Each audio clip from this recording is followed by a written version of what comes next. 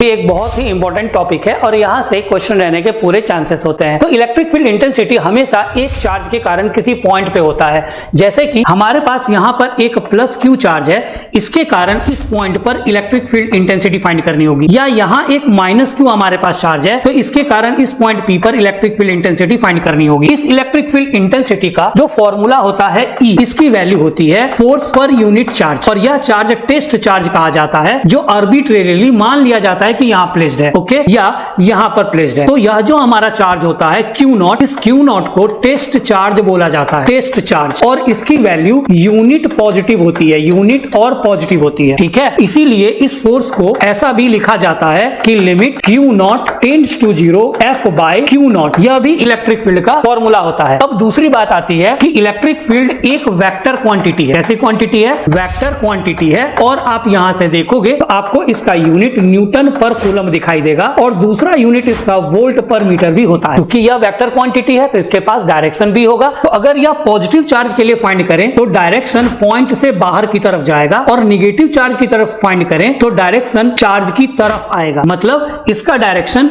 हमेशा positive to negative होगा, यह हमको हमेशा याद रखना है। यह था हमारा इलेक्ट्रिक फील्ड इंटेंसिटी का सिंपल सा फॉर्मूला। अब जब हम यहाँ फोर्स की वैल्यू पुट करेंगे तो इलेक्ट्रिक फील्ड की वैल्यू आएगी at a point E is equals to 1/4 pi epsilon naught Q by R square scalar form में, और E is equals to 1/4 pi epsilon naught Q by R cube into R vector vector form. अब आपको यहाँ E is inversely proportional to R square याद रखना है, और यहाँ E is inversely proportional to R cube याद रखना है कि कब स्केलर यूज हो रहा है और कब वेक्टर यूज हो रहा है। देन आपको इसका ग्राफ याद रखना है कि E वर्सेस R का जो ग्राफ होगा, चूंकि इनवर्सली प्रोपोर्शनल है तो इसका नेचर कुछ इस तरह का आपको मिलेगा। अब इलेक्ट्रिक फील्ड इंटेंसिटी में आपको वापस सुपरपोजिशन वाला कंसेप्ट भी याद रखना है कि एक अगर मेरे पास चार्ज है, इस पर एक इलेक्ट्रिक फील्ड अगर E1 इधर लग रहा है और E2 की वैल्यू इधर लग रही है, ये एंगल थीटा है, तो इसका रिजल्टेंट इलेक्ट्रिक फील्ड E कुछ इधर की तरफ होगा, और इस E की वैल्यू पैरेललोग्राम लॉ से E1 square E2 square plus twice E1 E2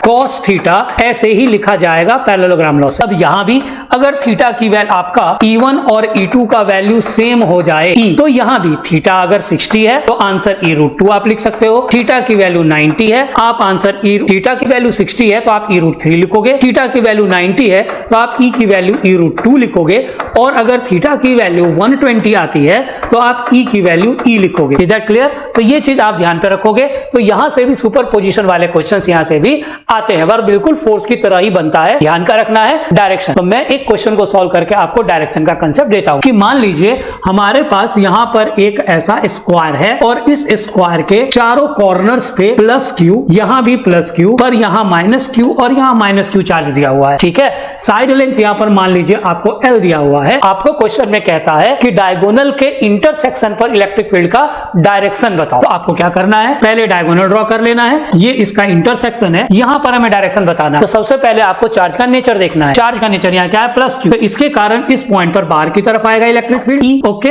फिर आप दूसरे को देखिए, यह भी प्लस क्यू है तो इसके कारण भी बाहर जाएगा इलेक्ट्रिक फील्ड E, और अब आप तीसरे को देखिए, यह माइनस है तो यह इसकी तरफ आएगा इलेक्ट्रिक फील्ड E, और यहां भी माइनस है तो इसकी तरफ आएगा इलेक्ट्रिक फील्ड E। अब ये दोनों इलेक्ट्रिक फील्ड सेम डायरेक्शन में है तो इधर आकर ऐड हो जाएंगे, 2E हो जाएगा, और इधर दोनों इधर आकर ऐड हो जाएंगे, इधर आकर ऐड हो जाएंगे तो यह भी 2E हो जाएगा। अब इन दोनों के बीच का ये एंगल 90 डिग्री है, तो रिजल्टेंट आपका देखिए इधर की तरफ आ गया। अब रिजल्टेंट की वैल्यू क्या होगी? तो यहाँ 90 डिग्री है तो ये 2E और ये 2E, तो आंसर क्या हो जाएगा? 2√2E will be the answer. तो इस तरह के क्वेश्चंस यहां से आपको सॉल्व करने के लिए आ सकते हैं।